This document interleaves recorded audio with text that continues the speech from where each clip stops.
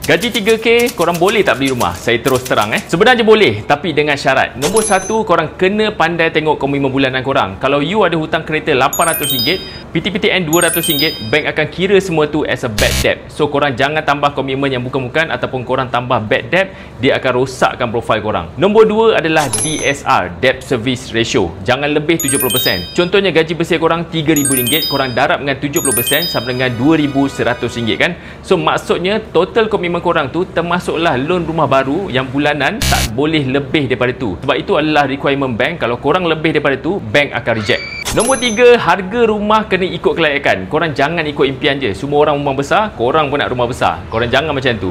Kadang-kadang rumah yang RM180,000 sampai RM250,000 pun cukup selesa dah untuk korang mula. So jangan risau pasal besar atau tak besar, janji rumah tu milik korang. Ada klien kita, nama dia Farhan, gaji RM3,000 je. Bujang, komitmen sikit je. Dah dapat dah rumah 20 minit dia bagi tempat kerja. Dia start kecil, tapi korang tengok sekarang harga rumah dia dah melambung naik. It's possible asalkan korang tahu jalan dia. So kalau korang nak tahu kelayakan korang macam mana, rumah apa yang match dengan bajet korang, komen dekat bawah.